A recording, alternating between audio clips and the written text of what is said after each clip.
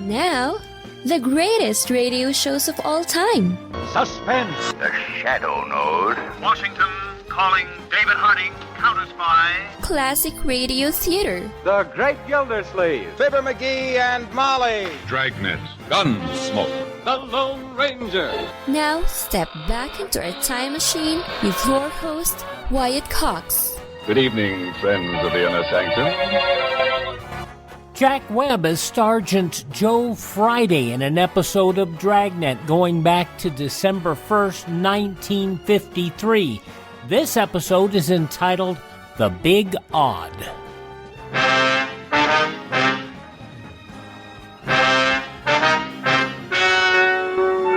Ladies and gentlemen, the story you are about to hear is true. The names have been changed to protect the innocent. Dragnet.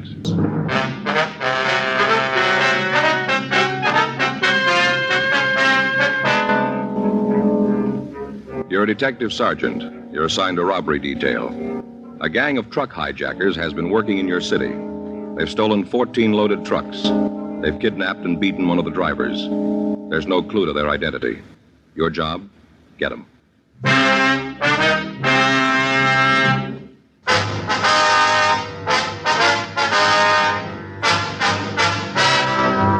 Dragnet, the documented drama of an actual crime.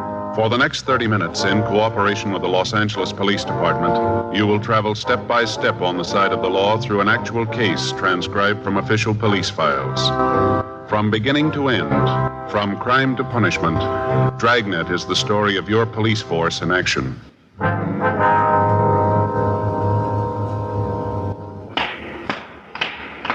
It was Wednesday, June 4th. It was warm in Los Angeles. We were working the day watch out of robbery detail. My partner's Frank Smith. The boss is Chief of Detectives Thad Brown. My name's Friday. We were on the way out from the office, and it was 9:47 a.m. when we got to the county hospital. Ward 419.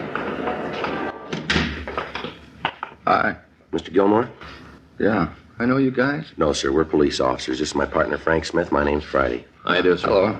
A couple of stools over there. Drag them up. Sit down. I'll get him.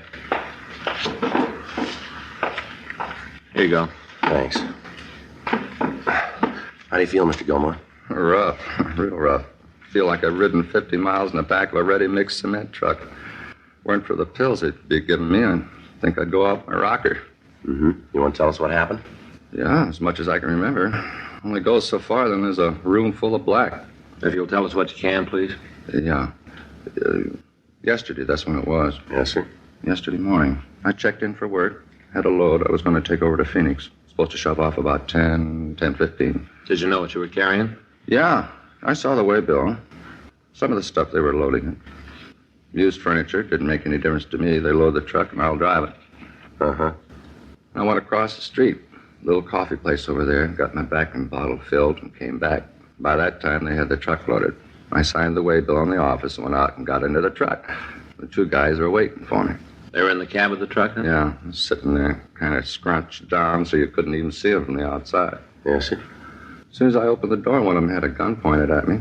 Told me to get into the truck like there was nothing wrong. Just start the motor and get the truck away from me. Did they get out of the truck at that time? No, they were waiting for me when I got there. They told me to drive away, and I did. Wasn't going to mess around with them having a gun. Yeah, go ahead. And we drove about 3 blocks, and he told me to pull into an alley just off of Santa Fe. Santa Fe and what? Do you remember? By Porter Street, between Porter and Enterprise. I see. Like to go ahead? Then they told me to pull into the alley, and when I did, they made me get out of the truck. Took me around back and broke the seal and told me to get inside. And that's what you did? Officer, if they'd have told me to jump off the city hall, I'd have gone. I hadn't done it with that gun pointed at me. I'm a coward. Fellow waves a gun around, and I'm going to do just like he tells me. Yes, sir. Those guys are mean, you could tell. How's that? Well, I'm a kind of a student of phrenology. I could tell about those fellas real plain. Student of what? Phrenology. You know, bumps on the head. Oh. They all mean something. Of course, I didn't get a chance to make a good examination of these guys, but I could see it. Real criminal heads. Bumps told me so. One fellow had a head that was one of the worst I'd ever seen. Yes, sir. He was mean to his mother, I could tell. Had a bump right here. Here, you see? Huh. Yeah. He was mean to his mother. Yes, sir. Well, what happened after they tied you up? Just left me there. I see. You want to go on? Yeah. They must have drove for about 20 minutes when they stopped. pulled in some sort of a driveway. I figure that. Well, right after they stopped, they made a half U-turn, then backed up this ramp, steep. Then they stopped and took me out of the truck, blindfolded me, and made me get out of the truck. Now, this place where they stopped, that's where they unloaded the furniture, did they? Yeah. They must have taken it out of there. I heard them thumping around the truck. Sounded like they were unloading it. Well, now, what'd they do after they got all the furniture out? Put me back in, drove out to where you found the truck. After they both climbed into the back, beat me up. Don't remember much after that. Mm-hmm. Both of them worked you over, huh? Yeah. Both of them got in their licks. Especially the one who was mean to his mother. He was vicious. He was mean. They kept hitting me with their fists until I just passed out. Don't remember anything after that till I came to in the back of the truck. That's when I called the cops and the guys in uniform came out. I guess they're the ones who called you. Yes, sir. Now, is there any way that you might be able to tell us where they took you? You mean when they unloaded the furniture? Yes, sir. Well, I think maybe I got an idea. I tried to figure out how fast they was driving. And after you've been a driver for a while, you get to know. I'd say they were going about 20 miles an hour. We were still in town. My own guess is that they went out Alameda. Must have gone out Santa Fe and then turned on to Alameda. Mm-hmm. I remember hearing kids yelling. That'd probably be Santa Fe High School. Yeah. I guess we went out Alameda to maybe 43rd or 44th and they turned right. Kind of hard to figure it then. The truck got tied up in traffic. It was hard to tell if they were stopping for that or they're just at a light. Uh-huh. But I'd say that they went out to about Avalon. Maybe they went up to San Pedro. I don't think so. I'd say Avalon. Then they turned left and headed for Hawthorne. Not sure how far they went, but I'd figure maybe around Rosecrans, and then they turned a couple more times and they stopped and drove up that steep ramp. Mm-hmm. Now, you figure they ended up around Rosecrans and Avalon. Yeah. Guess that's not much help, though, huh? Well, it gives us an idea where to start looking. Well, a couple other things that might help you. What's that? Well, it seems that when we started to back up the ramp, I heard a bump, like they backed into a car. They didn't hit it hard, but I bet they did hit a car. Yeah. After that, they pulled the truck forward and stopped and backed up again. This time, they scraped into the side of a house. I could feel it run along the side of the truck. It sounded like they might have torn up some of the wood on the house. Yeah. Will that help any? Yes, sir. We'll have our crime lab check the truck and see if they can come up with anything. Sure hope you can. Oh, you talked to my boss yet? No, sir, but he's been notified, we understand. I bet he's plenty sore about it. Well, we wouldn't know about that, but he should understand that it wasn't your fault. He should, but he won't. I know. That right? Yeah. He doesn't understand anything that doesn't go on his way. Spotted a mile off. What's that, sir? His head. All kinds of bumps.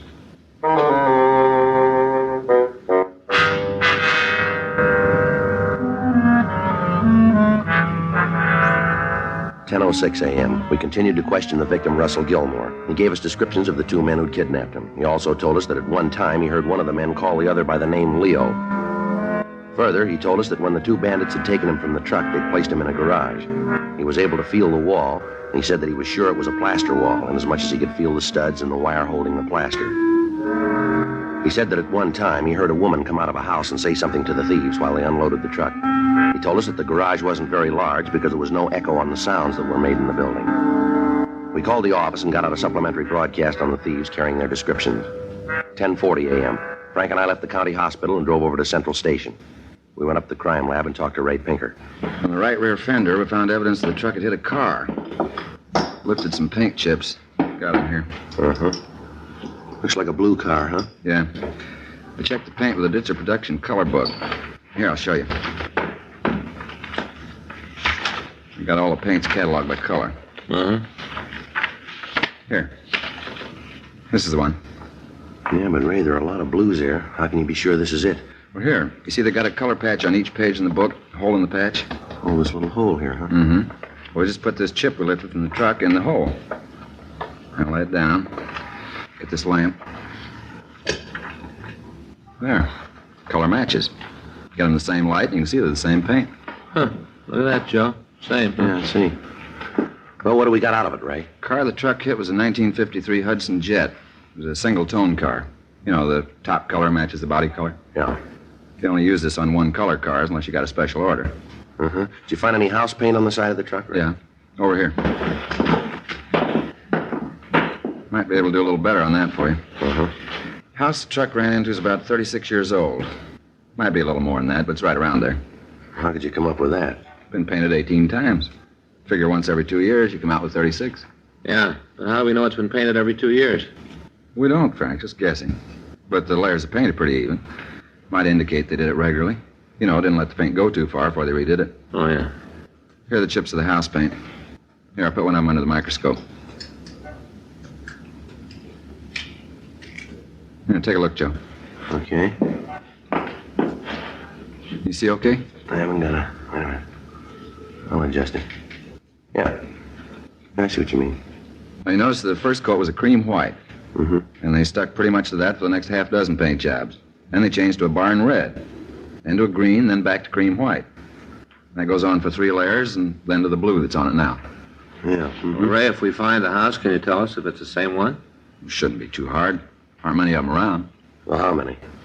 Well, 18 coats would be 18 factorial. That's multiplying 18 times 17 times 16 times 15, so on to times 1. I got it worked out for you. I hope you have. I'm not with you at all. Here. Well, look. Works out to 1 in 6 quadrillion, 402 trillion, 373 billion, 705 million, 728,000 chances of finding its twin.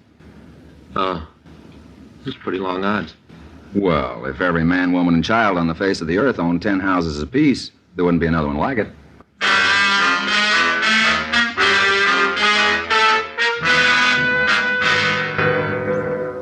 $11:37 a.m. We put in a call to Leighton Prince. Harlan Stahl told us that his crew had gone over the truck thoroughly, but had failed to come up with anything.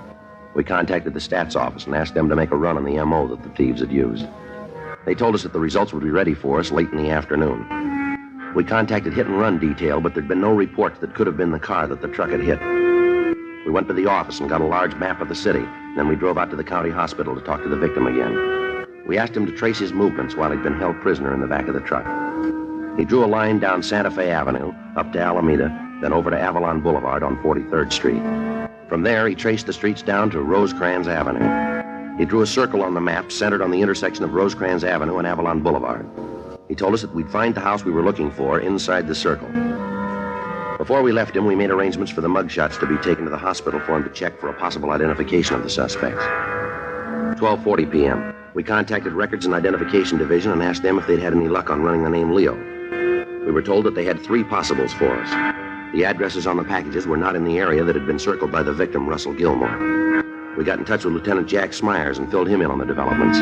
He called Metro Division and made arrangements for 3 additional teams of men to work with us in a search of the streets within the circle drawn by the victim. He also contacted the divisional commanders and asked for their cooperation. The men were instructed to find a residence with a steep driveway leading to a detached garage. The house would have a wooden porch on the right side of the house as it faced the street. There would be damage to the wood on the porch. Also, there was a possibility that a Hudson automobile would be parked either in the driveway or on the street right next to it. The car would have some damage done to it. 5:15 p.m. Frank and I got back to the office from the search area. Man, I'm sure tired. Well, I'm with you. A lot of streets out there. Yeah, a lot of houses on the streets. What how the guys from Metro are doing? I don't know. I'll get it. Robbery Friday. Yeah. Just a minute. Let me get there. Yeah, okay. Hang on to it. We'll be right out. Right. Well, the Metro boys did some good. Huh? The house. They found it.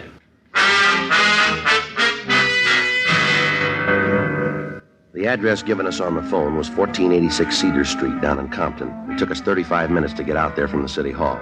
The officers from Metro Division Reserve stood by until we got there. We found the house located on Cedar between Dwight Street and Towada Avenue. It was a 1-story frame building with a stucco garage in the rear of the lot. On the left front side of the house was a wooden porch which had been scraped by some large object. Several of the pickets in the railing were broken. On the street in front of the house next door, we found a 1953 Hudson Jet painted a light blue. There was a dent in the left rear fender. We couldn't tell for certain, but the color of the car and the color of the paint on the porch seemed to match the chips that we'd seen in the crime lab. While the officers from Metro covered the rear of the building, Frank and I rang the front doorbell. There was no answer. We checked the garage, but we found nothing that would tie the house owners in with a robbery kidnapping. The interior walls of the garage were rough wooden studs. Between them, we could see chicken wire embedded in plaster. The physical description of the house, the ramp leading to the garage itself, and the car parked on the street matched in every detail the picture that we'd been given by the victim. 6:10 p.m. We got the name Conrad Lewis from the mailbox in front of the house, and while the officers from Metro checked it with our office, Frank and I went next door to talk with the neighbors. Yeah? Wonder if we could talk to you, ma'am. Sure. Who are you? Well, it might be better if we got in off the porch. You ain't coming in here unless I know who and what you are. We're police officers. Oh? Yes, ma'am. Here's our identification. Oh, yeah. Well, come on in. Thank you, ma'am. I'm Myrtle Richards. This is my partner, Sergeant Friday. I'm Frank Smith. Oh, how do you do? How are you, ma'am? You just sit down. I'll turn off the television. Thank you. Comedy. I've seen it before a couple of times. I always laugh at them again, though. They're funny. Yes, ma'am. It's a great boon to the people, television. This one's only 12-inch, but I think maybe next year I'll get a bigger one, maybe even color. They got it now, you know. It's true color. It's beautiful. Yes, ma'am. Of course, I ain't actually seen it myself. I just read about it, you know. Beautiful. Oh, I'm a great fan. I got it on all day, right from the early show to the late show. I understand next week one of them stations is going to start an early show. Now, that'll be nice, won't it? Yes, ma'am, sure. I wonder if we could ask you a few questions. Why, certainly. You just go right ahead. That car out front, does that belong to you? The blue one? Yes, ma'am. Yeah, that's mine. I just got it a few months ago. That's what you're here about, huh? I beg your pardon? About how somebody hit my car? Big dent. Isn't that what you're here for? No, not exactly. Do you know who hit your car? No. I wish I did. If I knew, I'd sue 'em. Imagine hitting a car that's parked right at the curb and not leaving a note or something to say who did it. The person that ran into me must be insured. Wouldn't cost him nothing. All he had to do was leave a card. Yes, ma'am. When was the automobile hit? Do you know? Yesterday morning. I walked down to the market to do some shopping and get some things for dinner, pretzels, potato chips, things to eat while I watched the TV. When I got back, the dent was there. Did it while I was gone. Did it and didn't even leave a card. Yes, ma'am. Could you tell us who lives next door to you, please? Which side? The left side over there. Well, that's Lewis's house. Why are you asking about them? How long have they lived there, do you know? Yeah, I guess it's been about 10 years. They moved in right after Conrad. That's Mr. Lewis, right after he opened up the new store. What line of business is he in? Well, he got some kind of a shipping business. Has deals with different stores all over the state. Did you see Mr. Lewis yesterday? Yes. Matter of fact, I did. He come over like usual at 5:30. He usually come over at that time, does he? Tuesday, Thursday, and Saturday, yeah. You see, there's a TV show he likes to see. I watch it, but his wife don't care for it. She watches something else, so Conrad comes over here. He was here last night. You see him during the day at all? No, I didn't. You know where they are tonight? I'm not sure, but I think they went to the movies. Seems to me Mrs. Lewis said that her and Conrad was going to a show over in town. That's probably for us. I'll get him. I imagine so. Isn't anybody come calling on me this time of night? Oh, it's Henderson, Joe. I'll be right back. Right. Have you noticed any trucks in the neighborhood lately, Mrs. Richards? Oh, well, I'll have to think about that for a minute. Mm-hmm. You don't mean like the garbage or can truck, do you? No, ma'am. Large moving vans. See the others quite a bit. Yeah. Well, now, let me see. Well, there were some people who just moved into a new house down the street. That was about a month ago. That didn't help? Well, thank you, Miss Richards. Joe, see you in a minute. Yeah. Excuse me, please, Miss Richards. Yeah, you go right ahead. Yeah. Henderson ran the name Conrad Lewis through the files. Mm-hmm. He's been convicted for armed robbery.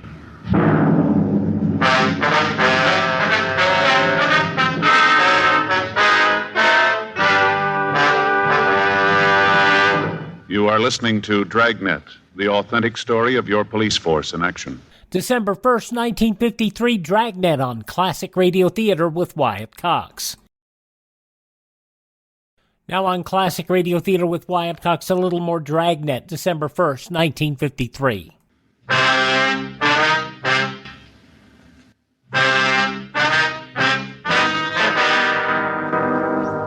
The record showed that Conrad Lewis had been arrested for suspicion of armed robbery 10 years before. He'd been brought to trial, convicted, and sent to San Quentin.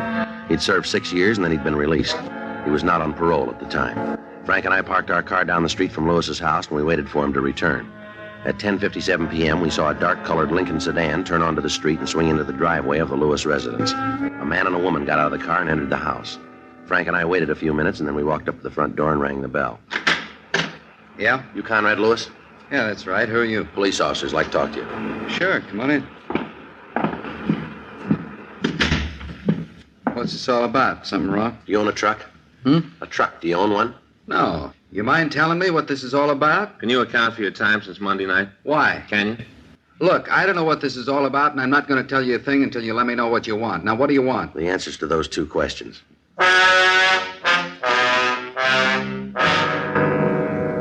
12:15 a.m. It had been only a little over 48 hours since Russell Gilmore had been kidnapped and beaten, and we had a suspect in custody. However, Lewis refused to admit any complicity in the crime. We talked to him for several hours, but he told us nothing. He admitted that he'd been arrested before and that he'd served time in San Quentin. However, he stuck to his statement that since his release, he'd done his best to live by the law. With the evidence at hand, he was booked at the main jail on a charge of suspicion of violation of Section 211 PC.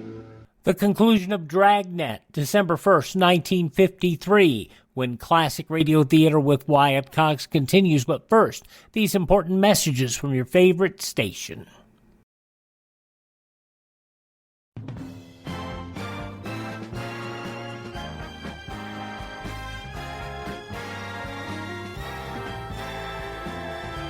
Now on Classic Radio Theater with Wyatt Cox, the conclusion of Dragnet, The Big Odd, December 1st, 1953.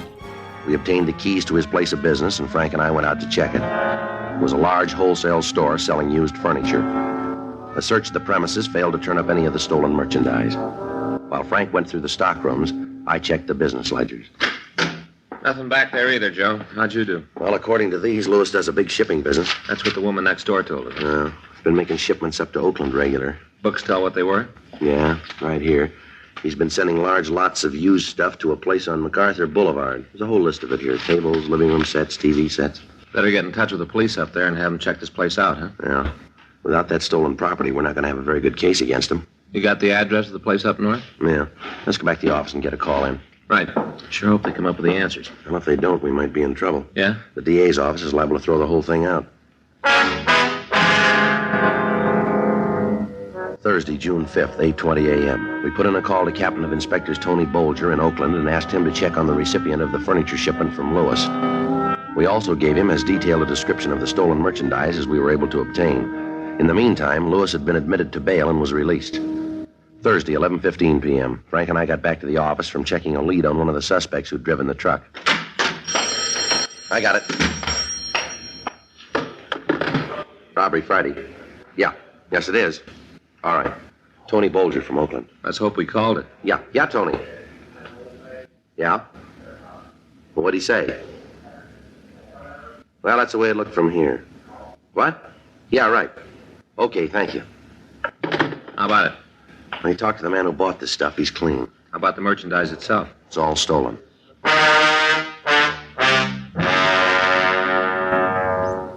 11:20 p.m. We got in touch with Lieutenant Smyers and filled him in on the new developments. After we talked to him, we contacted Officers Max Herman and Ed Benson and made arrangements to meet them at the house on Cedar Street.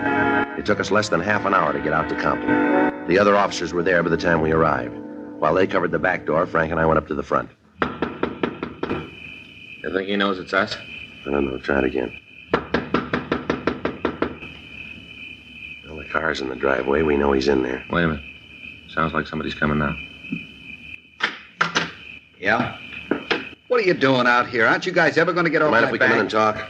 I got a choice? No, you haven't. Well, then come on in. You want to go through the house again? That won't be necessary. Yeah. Well, I'm glad of that. What's it about this time? Same as before. Maybe you better spell it for me. We can go that route if that's the way you want it. Go ahead. I like fairy tales. All right, we got a report from a victim who was robbed and kidnapped. He was able to give us a description of this house, of your garage, and of the whole setup. You've been on a spike again. You're seeing things. We took a sample of the paint from your front porch. It matches paint found on a truck that was hijacked. A lot of houses in L.A. Not painted like this one. You think you're going to send me to the joint with a batch of paint? It's going to help. Look, cop, you know I've been the rounds. I've seen enough trouble to know it's rough to get a conviction with circumstantial evidence. That's all you got with me, nothing more. Now, why don't you go home and I'll just forget you were here tonight? We got the plant. What? We got the plant. They moved in on it. The man you sold the stolen furniture to is willing to testify. You know we got you cold. Now, why not cop out? That's the way it hangs, huh? That's the way. All right, I'll get my coat and go Just with point it out. We'll get it for you. in the closet. Never mind. He's making a pain of it all. Outside. He's in his car. Yeah, come on.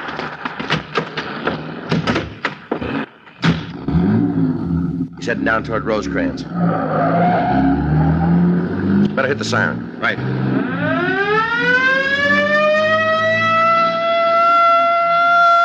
He's turning onto Rosecrans. Take a left. I got him. See him? Wait a minute. Yeah, up ahead there. Try a shot? Better not. Too many people around. Can't you close in on them? I think we're pulling up. Making a turn. Yeah. Stay with them. Hang on. It's a dead end, Frank. Yeah. He's in trouble, Joe. Come on. Well, let's get him out of there. Yeah. Hey, that door's stuck. Wait a minute, I'll give you a hand. There. Can you get him? Better call an ambulance. The motor's in his lap. Is he still alive? It looks like it. Can you help me here? Yeah, let me get in there. All right. Come on, let's put him down here. Yeah. All right, take it easy, Lewis. I'll call the ambulance. Right. Take it easy, Lewis. We've sent for a doctor. I didn't see the sign. I didn't know the street didn't go through. Lousy break. A lousy break. I'd have made it if I stayed off the street. You'd never got me if I'd stayed off the street. I just turned the car and all of a sudden I was on a dead end. Afraid you're wrong there, mister. Huh? You've been there a long time.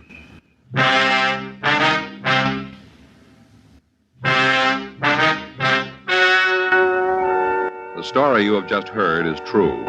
The names were changed to protect the innocent. On October 14th, trial was held in Department 97, Superior Court of the State of California, in and for the County of Los Angeles. Conrad Austin Lewis and his Confederates were apprehended and brought to trial on 11 counts of grand theft auto and 1 count of kidnapping. They were found guilty and sentenced as prescribed by law. Grand theft auto is punishable by imprisonment in the state penitentiary for a period of not less than 1, nor more than 10 years. Kidnapping is punishable by imprisonment for a term of from 1 to 25 years in the state penitentiary.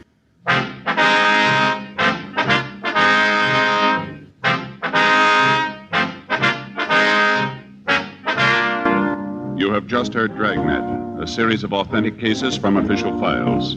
Technical advice comes from the Office of Chief of Police W.H. Parker, Los Angeles Police Department. Technical advisors, Captain Jack Donahoe, Sergeant Marty Wynn, Sergeant Vance Brasher. Heard tonight were Ben Alexander, Vic Perrin, Virginia Gregg, Jim Griffith. Script by John Robinson. Music by Walter Schumann. Hal Gibney speaking. December 1st, 1953, Dragnet on Classic Radio Theater with Wyatt Cox. Now on Classic Radio Theater with Wyatt Cox, another episode of The Cinnamon Bear. This episode goes back to December 1st, 1937. I wonder what's happening to Judy and Jimmy and the Cinnamon Bear. They lost the Silver Star again when the Crazy Quilt Dragon jumped into the root beer ocean, and as though that weren't bad enough, they were captured by the Inkaboos, strange people made out of blotting paper with their faces drawn on in ink. Crazy Quilt escaped, but the rest of our brave expedition was led before King Blotto III, accused of violating all sorts of Inkaboo laws, and finally condemned to be thrown into the immense inkwell. Now we find Judy and Jimmy and the Cinnamon Bear completely surrounded by Inkaboos, standing on the brink of the immense inkwell. Jimmy, hold my hand. I'm scared. Dearie me. This inkwell really is immense and black as pitch. Willikers, it's almost a block across. Yes, and it's over 3,000 thingamajigs deep, and it's icy cold. Oh, my beautiful stuffing. This'll be the end of patio cinnamon, sure. And we'll never get the Silver Star back. Maybe we'll never have another Christmas even. Oh, I wish we were back home with Mother and Daddy. Oh, don't cry, Judy. I'm right here. I'm a pretty good swimmer, you know. I got a badge for it. But I don't know how good I can swim in that awful ink. You can't. This is unswimmable ink. You'll just sink and sink and sink. Oh, you mean old blotters. His Right Royal Highness King Blotto III. Ow, ow, ow. Well, let's get on with the execution. Come. Where's the Royal Executioner? Excuse me, Your Majesty, but the Royal Executioner isn't here. Isn't here? Why isn't he? This is his day off. Why doesn't somebody tell me these things? Send someone after him. Begging your pardon, Your Majesty, but Executioners Union Local 33 1/3 would be very much annoyed if we did. Maybe we'll get saved yet, Jim. Maybe. What a way to run a kingdom. Here we have 3 very insulting people to execute, and the executioner is taking a day off. I'm flabbergasted. But, Your Majesty, how is... Wyatt! Where's my royal secretary? Here I am, Your Majesty. Take a proclamation. Quote, Be it known hereinafter and from this date henceforward that the royal executioner shall not, underline not, shall not take his day off if it is the day of an execution. And furthermore... Excuse me, Your Majesty, but how can the royal executioner not take his day off on the day of an execution if he starts off on his day off before it becomes the day of an execution? Do I make myself clear? Absolutely. What do you mean? Well, the royal executioner left for his day off this morning, and this did not become a day of an execution until this afternoon. Oh, very well, then. Don't take a proclamation. You see if I care. If things keep up at this rate, we may have a chance yet, Jimmy. That's what I think. Well, why doesn't somebody do something? I'm sorry, Your Majesty, but the Inkaboo Constitution is very rigid in the matter of executions. I'm afraid we're lost without the royal executioner to officiate. Well, why don't you just sort of call the whole thing off, huh? That'd be elegant. Sure. You don't want to have an execution anyhow. We do so, and don't you speak until you're spoken to. This here now execution has got to go on. What'll we do? Possibly we could postpone the... Hooray! Hooray! Now, what's the matter with you? I've been trying for 10 years to remember what my official position is, and it just dawned on me sudden-like. Hooray! Hooray! Oh, cut the hooray business and tell us who you are, if it makes any difference. Oh, but it does, Your Majesty. I just happen to remember that I'm the Assistant Royal Executioner. So there. Oh, we're sunk children. They'll dunk us like donuts. Oh, I don't want to be pushed into that awful big old inkwell. Me neither. I'll fight him first. Come on, leave me. No, you don't. Hold him, man. Leave me alone. Oh, ouch! Now, don't do that again, blotterface, or I'll scratch you to shreds. Did you hear that? This little runt says he'll scratch me to pieces. And he will, too. Gurrah! Gurrah! Oh, make that thing stop making that funny noise, will you? And for the love of ink, get on with the execution. Very well, Your Majesty. Gurrah! Just a minute. What's that person doing anyway? He's a cinnamon bear, and that's his growl. Yeah, and it scares people like everything. Ah, fiddlesticks doesn't scare me at all, but I find it most annoying. Kindly desist, will you? And in the name of 10,000 pen wipers, please proceed with the execution. Of course, Your Majesty. Are the prisoners in line to be shoved up into the immense inkwell, Captain? Well, sort of, but they won't stand still. Here, you. All of you put your arms around each other so the executioner can push you in with one push. Oh, dear. There. All ready now. I'm awful scared, Cinnamon Bear. Just be calm like me, Judy. Something always happens. Sure, like in storybooks. The Marines will come, maybe. What is holding us up now? I'm rapidly losing my patience. Pardon, Your Majesty, but I temporarily forgot how the ceremony begins. Well, you'd better remember in a jiffy, or I'll have you dropped into the inkwell when the royal executioner gets back from his day off. Yes, Your Majesty. Oyez, oyez! In the name of His Majesty, King Blotto III, I, Assistant Executioner, do hereby prepare to shove these prisoners into the black depths of the immense inkwell. Well, go on. Your Majesty will please forgive me, but I can't just remember the exact wording of the execution. Absurd. Why, I'll have you... Please, couldn't I just skip over that part and shove them in right away? Your Majesty, unless the executioner proceeds according to custom, the execution may not be done. Oh, this is the last straw. Oh, dear, let me see. Maybe I can remember how it begins. 1 for the money. 2 for the show. Oh, splendid. 1 for the money, 2 for the show, 3.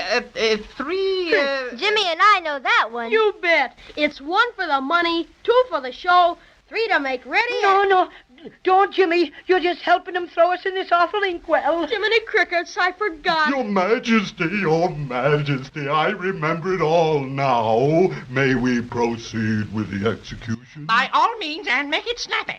1 for the money, 2 for the show, 3 to make ready. And ho, ho, ho!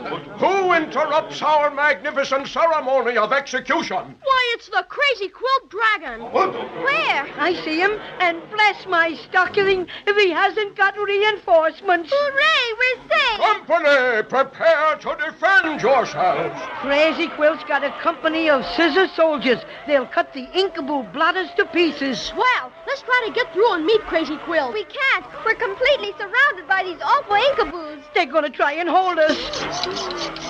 Up and at 'em, boys. Mow 'em down. Here we are, Crazy Quilt. Hold on, friends. We'll break through. Call for reinforcements. Bring out the artillery. That's the stuff, Crazy Quilt. Give him the works. Hurrah! Here he is. Here's Crazy Quilt. Oh, you got here just in the nick of time, Crazy. Oh, glad we did. But the fight's not over yet. The Inkaboo captain just called for the artillery. Oh, these scissor soldiers will fix them all right. I don't think so. Scissors can raise havoc with ordinary Inkaboo blotters, but they're not much good against the artillery. Just as soon as there's a big enough break in the line, we'll run for it. Hurrah! At 'em, boys! Here comes the Inkaboo artillery. Look, they're big fountain pens. Right, and they squirt ink. Gee, look what they're doing to the scissor soldiers. They're slipping and sliding all over the place. Oh, that's what I was afraid of. They can't cut a thing when they're wet.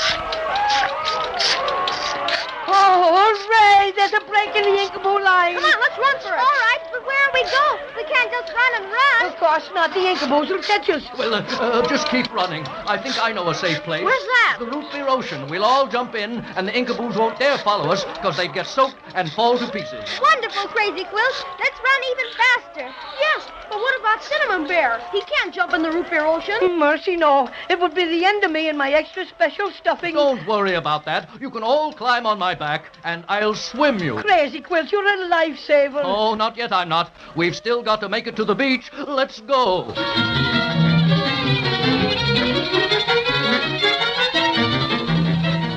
Oh, there's the root beer ocean.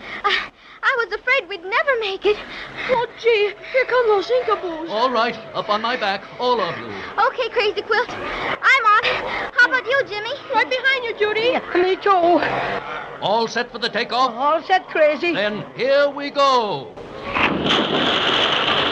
Woo, just made it. Boy, are those Inkaboos mad. Yeah, but they don't dare follow us. We're certainly grateful to you for saving us, Crazy Quilt. Oh, Shaw, it was nothing. I just wanted to show you how sorry I was about the Silver Star. Oh, I'd almost forgotten about our Silver Star with all the excitement and everything. Yes, but we still got the triumph to put on top of our tree, or Christmas won't be Christmas. Well, do you think I've redeemed myself enough to be allowed to help you look for it, my friends? Crazy Quilt, as one cinnamon bear to a dragon, I'd say yes. What do you think, children? Sure. Crazy Quilt's one of us now. And we're glad to have him. Oh, my friends, I am touched. I don't know how. My stuffings. Willikers, what a big wave that was.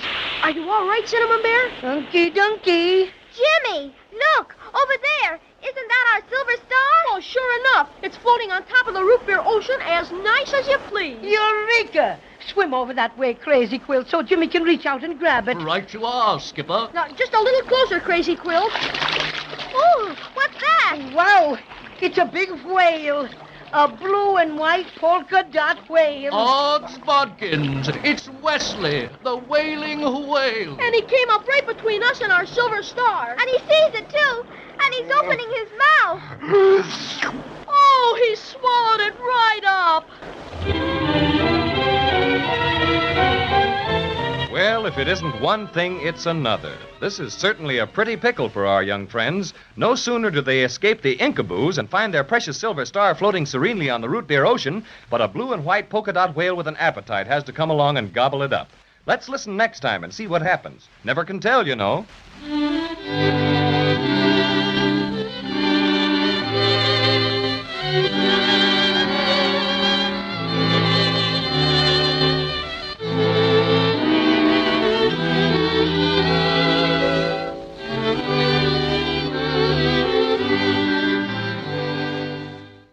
December 1st, 1937, the Cinnamon Bear. If you want your own set of the Cinnamon Bear for your youngsters, Ted over at RadioMemories.com has the entire collection. He can put it for you on cassette, CD, or on flash drive for your computer.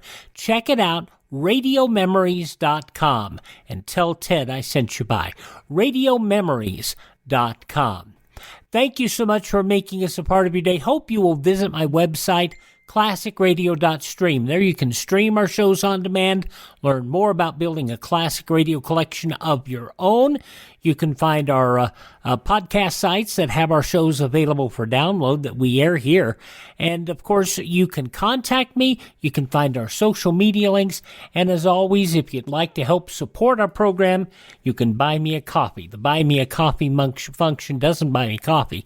What we do with that is we plow it back into bringing you more additional classic radio theater programs here on your favorite radio station. And it also helps us keep the lights on and keep distribution channels open. That's at classicradio.stream. Thanks for tuning in. Tell all your friends great radio shows are right here at this spot on the dial. Classic Radio Theater with Wyatt Cox on your favorite radio station.